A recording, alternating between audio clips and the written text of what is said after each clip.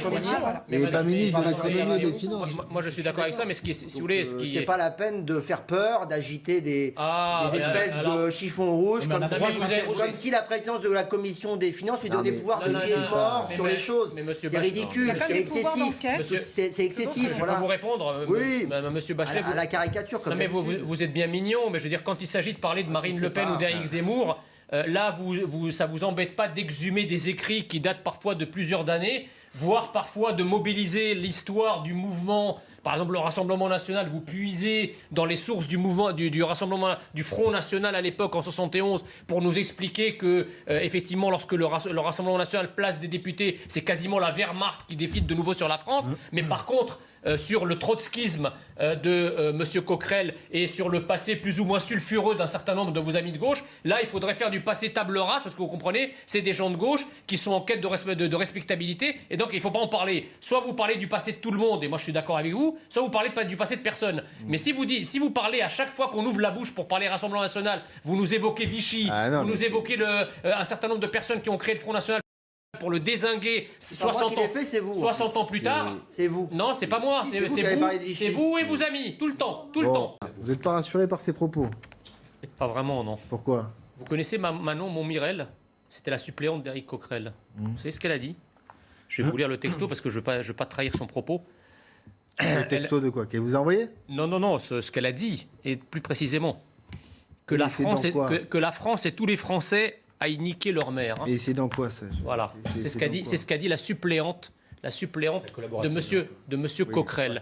Donc vous voyez, ça donne le tempo. J'ajoute par ailleurs que monsieur Coquerel a fait une annonce tonitruante pour soutenir l'un des plus vieux prisonniers français, le terroriste Georges Ibrahim Abdallah, qui a été impliqué dans les attentats qui ont ensanglanté Paris dans les années 80. Voilà le genre de profil que nous mettons aujourd'hui à la présidence de la Commission des Finances. Donc je doute que vous puissiez trouver au sein du camp national des profils de ce genre avec de telles responsabilités, monsieur Bachelet. Peut-être qu'il va repartir au Rassemblement National. En tout cas, vous êtes parfait sur le discours. Soyez pas parce que, vous voyez, Jordan Bardella, il a décrit Éric Coquerel comme vous, comme un révolutionnaire, avec un couteau entre les dents. Est-ce que c'est faux? Par ailleurs, est-ce que c'est faux? Le réel, pour les écolos, le réel, c'est extrêmement Éric Coquerel, il a peut-être été à la LCR il y a 30 ans. Oui, d'accord, mais aujourd'hui, il n'y est plus. Oui, mais par ailleurs, ça existe toujours, la LCR, c'est le MPA. L'extrême gauche, elle existe toujours. Non, mais c'est toujours lui qui a investi les églises avec des sans-papiers. C'est toujours lui qui... Mais pourquoi vous dites que Jordan Bardella est d'extrême droite alors? Vous décrivez. Pourquoi vous dites que Jordan Bardella est d'extrême droite? Tous les élus de la France insoumise ou de la NUPES, parce qu'en plus vous ne faites même pas dans la nuance, comme de dangereux gauchistes qui viennent là pour détruire les institutions. En fait, monsieur Bachelet, vous êtes nuancé avec le Rassemblement National? Ce qui vous gêne. Est-ce que vous êtes nuancé avec le Rassemblement National? Ce qui vous gêne. Est-ce que vous êtes nuancé avec le Rassemblement National? Répondez. Vous n'êtes pas procureur et je ne suis pas là pour répondre à vos questions. Si. C'est le journaliste qui m'a posé une question. Je réponds au journaliste. Là, vous allez répondre à ma question. Non, mais les écolos. Attendez, mais les écolos sont fabuleux. Ils viennent de passer des années et des années à stigmatiser et à attiser la haine contre toute forme de défense de la France, qu'elle soit au Rassemblement National, qu'elle soit à Reconquête. Tous les gens qui sont engagés, ils vont vous sortir des dossiers vieux de 100 ans pour vous expliquer qu'ils sont des gens éternellement d'extrême droite. Et par contre, si vous osez exhumer le passé trotskiste, le passé islamiste d'un certain nombre de leurs amis gauchistes, là, il faut fermer sa gueule. Il est islamiste, là, il faut fermer sa gueule parce qu'il ne faut pas en parler. Attendez, quand Éric Coquerel participe... Vous lire à l'Assemblée nationale avant de traiter les gens de tous les noms. Quand Éric Coquerel participe à une manifestation du CCIF qui a ensuite été interdit par Gérald Darmanin, qui n'est pas connu pour être un membre du Rassemblement National, comme chacun sait, le CCIF a été interdit par Gérald Darmanin parce qu'il promeut l'islam politique en France et que Éric Coquerel a associé la France insoumise à la manifestation de ce groupuscule islamiste. Excusez-moi, Éric Coquerel est islamo-gauchiste. Et le fait de le dire ne fait pas de ceux qui le disent des gens d'extrême droite ou des gens radicaux, c'est juste le réel. Alors vous avez le droit de considérer que le réel est d'extrême droite, mais c'est la réalité. Vous êtes fidèle à la tradition de l'extrême droite qui traitait de judéo-bolcheviques tous les gens qui n'étaient pas d'accord avec vous dans les années 30. Vous êtes complètement là-dedans, vous êtes raccord. Vous traitez tous les gens avec qui vous n'êtes pas d'accord d'islamo-gauchistes. À partir de là, c'est impossible d'avoir un débat sur le fond et sérieux. Pourquoi vous traitez Parce que vous passez votre temps à insulter les gens, donc ça n'a aucun intérêt. Vous ne traitez pas tous les gens d'extrême droite. L'extrême droite dans votre bouche, oui, c'est une insulte, ouais. On va lancer la pub. C'est une insulte. On va lancer la pub parce que bon. Non mais vous êtes je suis allé un petit peu plus loin que de m'attarder exclusivement sur leur tenue. Non mais ils sont quand même. Non mais attendez, les écologistes et l'hémisphère gauche de l'Assemblée de manière générale, il est quand même assez incroyable et assez extraordinaire. Voilà 89 députés qui sont élus légitimement par un parti qui est autorisé à présenter des candidats à toutes les élections. Donc les 89 députés du Rassemblement national, ils n'ont pas fait irruption au sein de l'Assemblée. Ils ne sont pas arrivés là par un coup d'État ou un coup de force. Donc ils ont été élus. Donc si vous voulez que M. Bachelet et ses acolytes se roulent dans la boue en disant « Oh là là, mon Dieu, c'est incroyable, le Rassemblement national a eu 2 vice-présidences. » Je préfère mes acolytes que des autres. Attendez, excusez-moi. Zemmour et compagnie, vous les laisse. Peu importe, mais la démocratie, si vous voulez, c'est de se supporter. Il n'a même pas été capable de se faire élire. Non mais la démocratie... Les acolytes, ils sont députés. Les vôtres, ils sont nulle part. La démocratie, non, attendez. Zemmour, il a été battu. Je suis dans le camp national. Je considère que les 89 élus du Rassemblement national. C'est vos copains maintenant. Je suis parti en très bon terme le Rassemblement national. Je n'ai pas de problème avec ça. Et la deuxième chose, c'est qu'il y a 89 élus du Rassemblement national. Moi, je ne suis pas d'accord du tout avec le programme de la NUPES. D'accord ? Ouais. On a le droit de se combattre sur les idées. D'ailleurs, c'est ce que je ne manque pas de faire. Oui, d'accord ? Mais je ne suis. Bien sûr, on est là pour ça. Même Éric Coquerel, j'ai tout immédiatement souligné que son élection à la présidence de la Commission des finances, même si je la regrettais, je n'ai pas contesté sa légitimité ou son opportunité. Mais je l'ai critiqué. Si, mais c'est mon droit. Mais je ne dirai jamais que la NUPES, parce que c'est un groupe politique qui m'est étranger, n'a le droit à rien au sein de l'Assemblée. Or, c'est ce que vous faites avec le Rassemblement national. Excusez-moi, sur l'aspect des tenues, je suis désolé, au Rassemblement... Ils avaient droit à rien. À l'Assemblée nationale... Ils avaient trop, oui. À l'Assemblée nationale... Oui, mais ça c'est pas vous qui décidez, c'est le peuple français jusqu'à nouvel ordre. Non, dans l'Assemblée nationale, c'est les députés qui décident. C'est les députés, mais enfin, c'est quand même le peuple qui décide qui... Ils sont que 89, calmez-vous, ils sont pas encore majoritaires. Mais ils sont pas encore, j'aime bien le encore. Attendez, stop, Jean-Messia. Attendez, juste un dernier mot. Je dis que nous sommes... Après, stop, Jean-Messia. L'Assemblée nationale, d'accord, c'est pas... Ça a filé droit, s'ils ont la majorité, vous avez vu avec Jean-Messia. L'Assemblée nationale, si vous voulez, c'est pas un club de pochetrons. On se présente pas à l'Assemblée nationale en tenue débrayée avec des survêtements oranges, etc. Non, mais tout ça pour faire peur. Si Ruffin l'a fait, Ruffin s'est présenté avec un sweatshirt orange et quand on lui a dit pourquoi vous faites ça, il dit c'est pour faire peuple. Comme si dans l'esprit de la France insoumise, le peuple c'était la veulerie. Eh ben non, le peuple, si vous voulez, on le respecte et on s'habille correctement et dignement pour respecter le peuple au sein de l'Assemblée des représentants du peuple. À ce moment-là, on l'inscrit dans le règlement. Voilà, c'est tout. Non, mais attendez, il y a des choses qu'on n'a pas. Non, attendez, c'est pas marqué. C'est pas marqué que c'est interdit de venir tout nu. Et pourtant, les gens viennent habillés. Voilà, il faut arrêter les bêtises à un moment. Donc là, on est un peu à la périphérie quand même. Ils ne représentent pas le peuple en survêt, excusez-moi. Moi, il y a des règles de bienséance. Jean-Messia, stop là. Des donneurs de leçons gaucho-progressistes, entre guillemets. Nous avons Alexis Bachelet qui critique le score qu'a fait Éric Zemmour à la présidentielle. Il ne me semble pas que Yannick Jadot est particulièrement cartonné. Il a fait dans la politique politicienne, prenez de la hauteur. Il a fait 4,3%, Zemmour a fait 7,07%, donc à votre page... Jean-Messia. Il est vexé parce que j'ai rappelé qu'il avait... Madame Jeté, quand vous nous dites qu'effectivement, quand vous regardez le programme économique de Marine Le Pen, on voit droit dans le mur. Excusez-moi, le mur, vous l'avez déjà percuté. Je ne vous rappelle pas quand même le taux d'endettement de la France et toute la problématique toutes les problématiques autour de l'insoutenabilité de la dette publique française, la baisse du chômage, tout ça, ce sont des artefacts, vous savez très bien. Non, c'est réel. Il n'y a aucun Français qui vous dira que le chômage a baissé. Le dialogue constructif aura duré. Parlez-en autour de vous, vous allez voir.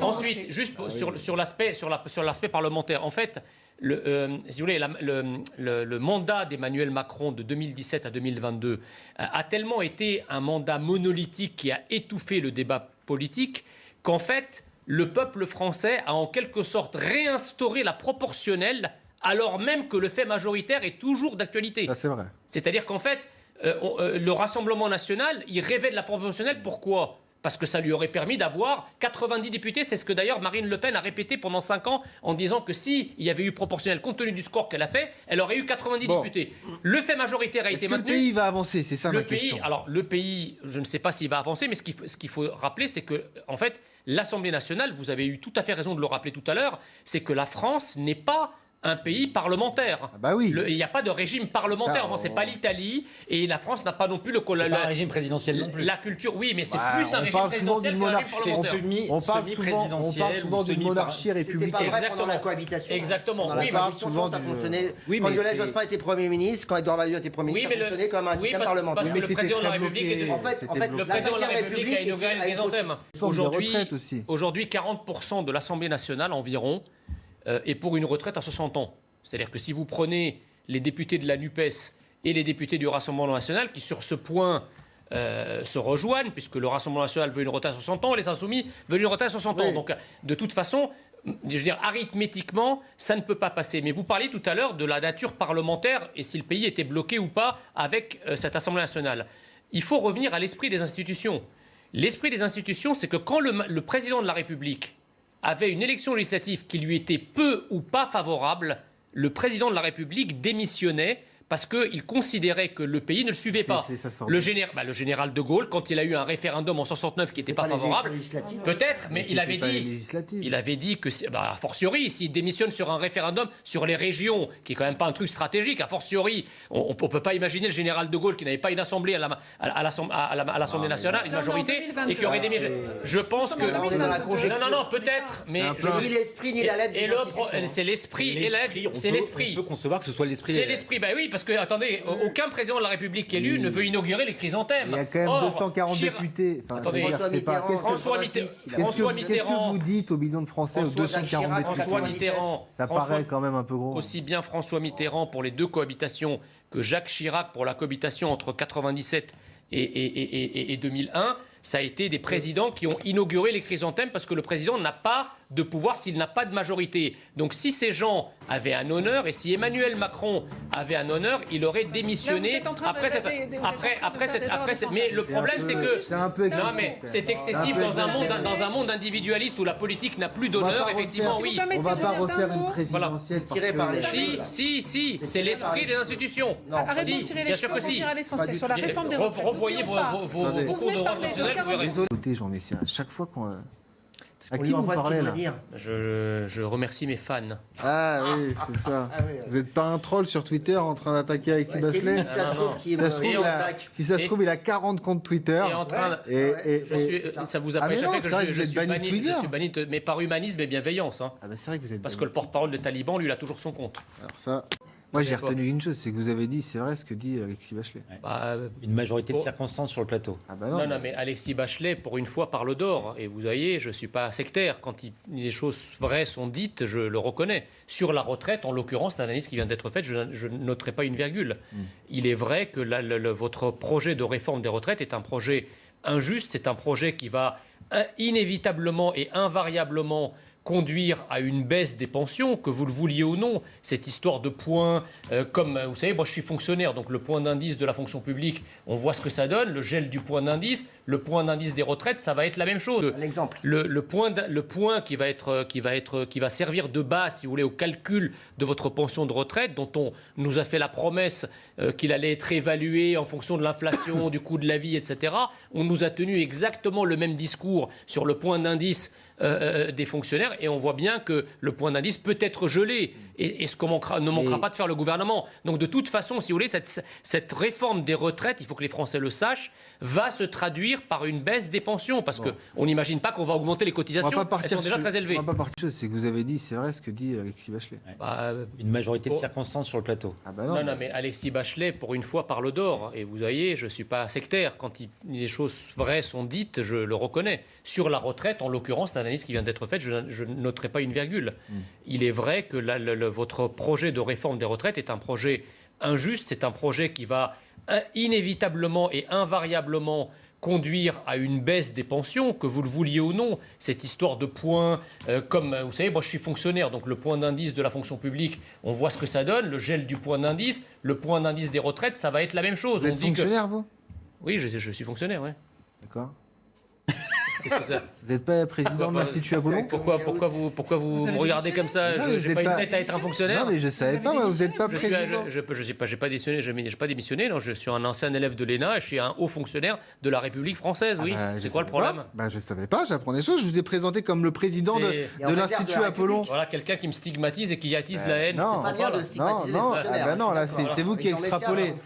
C'est vous qui extrapolez, je ne savais pas. Non, je disais, mais en l'occurrence, mon statut n'a que peu d'importance dans ce débat, mais je vous dis juste que le point qui va servir de base, si vous voulez, au calcul de votre pension de retraite, dont on nous a fait la promesse qu'il allait être évalué en fonction de l'inflation, du coût de la vie, etc.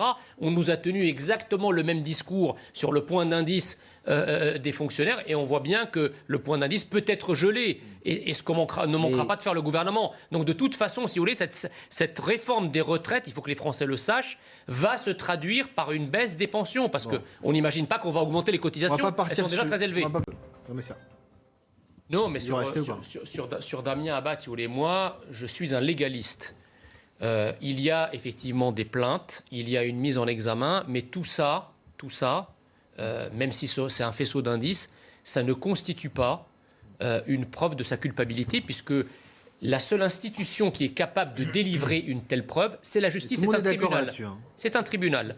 Donc moi, si vous voulez, cette espèce de société dans laquelle tout le monde veut s'ériger en juge, où le moindre soupçon, la moindre calomnie, les moindres témoignages peuvent servir finalement à nous exonérer du devoir de justice, moi je suis contre.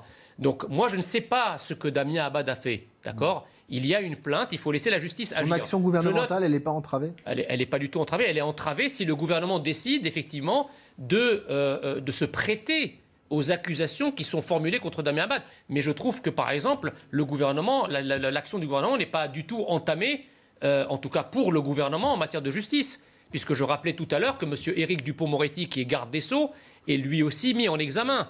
Qui aujourd'hui dit que l'action de l'État, en ce qui concerne la justice, est entravée simplement parce que M. Éric Dupond-Moretti est mis en examen. Personne. Alors là, je suis d'accord. Moi, je peux dire pour d'autres raisons, parce que je ne suis pas d'accord avec la politique de M. Éric Dupond-Moretti, mais je n'irai pas jusqu'à dire que la mise en examen de M. Dupond-Moretti, à elle seule, entrave son action.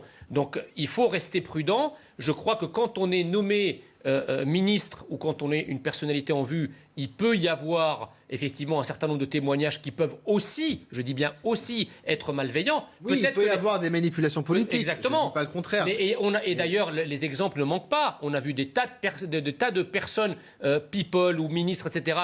Gérald Darmanin, par exemple, qui avait été lui aussi accusé à maintes reprises par une personne qui finalement a bénéficié d'un non-lieu puisque le parquet a décidé de classer cette affaire sans suite. Donc vous voyez, parfois il y a des accusations, la justice est saisie, parfois la justice condamne, et dans ce cas-là il faut en tirer les conclusions, mais si la justice ne condamne pas, il ne faudrait pas que ex ante et a priori, il y ait eu une justice autre que la vraie justice qui se soit prononcée. Parce que dans ce cas-là, tous ceux qui beuglent à l'état de droit de manière absolue et générale, il ferait mieux de respecter l'état de droit jusqu'au bout et de respecter sa justice. Bachelet, voilà, c'est ça que je dis, c'est tout. Après, moi, effectivement, je ne sais pas ce qui s'est passé. Vous avez parfaitement raison, effectivement, la parole des femmes... Faut l'entendre aussi, ça. La parole des femmes... La parole des femmes qui s'est libérée. Non, mais ça, c'est très heureux. C'est une réalité. Et il faut l'encourager, mais cela n'annule pas le fait que c'est pas parce que vous êtes une femme, votre qualité de femme ne vous confère pas une vérité permanente et éternelle. On peut être une femme et être une menteuse. Voilà. Mais pour un homme, c'est pareil. Un homme peut être un homme et un menteur. Ça fait partie malheureusement des défauts humains. Une femme peut manipuler, un homme peut manipuler. Pardon ? C'est bien pour ça qu'on a la justice qui est là. Exactement. Donc c'est pour ça qu'il faut attendre. D'enquête et de justice. C'est pour ça qu'il faut attendre. Voilà. Sinon, Éric Coquerel devrait démissionner aussi. Alors. Mais vous n'empêcherez pas. Pourquoi Éric Coquerel ne démissionne pas ? Vous n'empêcherez pas des Français de penser qu'un ministre doit être exemplaire et que, effectivement, si des femmes ont des choses à lui reprocher, ça le fragilise. Même si, effectivement, la justice, aujourd'hui, n'a pas dit la réalité. Un président de la Commission des finances doit aussi être exemplaire. Or, je suis d'accord. Il s'avère que Rokhaya Diallo, dans une interview qu'elle a accordée, dit qu'il y a énormément de victimes qui accuse Éric Coquerel d'avoir eu des comportements inappropriés avec elle. Est-ce que sur la base de ce simple témoignage, cette simple rumeur... Il n'y a pas de plainte, il n'y a pas d'ouverture d'enquête. Mais Damien Abad, jusqu'à il y a peu, il n'y avait pas de plainte non plus. Ça n'empêchait pas les mêmes de réclamer sa démission. Donc, la conclusion, c'est dire vraiment à toutes les femmes, parler le plus vite possible. Exactement. Parler le plus vite possible. Vous n'êtes pas d'accord, Jean Messia? Je ne sais pas ce que c'est le drapeau européen, moi. Ah oui, c'est vrai, j'avais oublié. Je ne sais pas ce qu'il représente. Je ne sais pas quelle nation le drapeau C'est juste européen. le drapeau qui nous a permis d'acheter les vaccins tous ensemble. Ça a permis à et donc de les recevoir en dernier, contrairement à la Grande-Bretagne. Non, pas du tout. Et aujourd'hui, nous en sommes où? Toute l'Europe est vaccinée. À part ça, on est le premier espace à envoyer des vaccins. Toute l'Europe est vaccinée. Oui, mais on arrive après la guerre.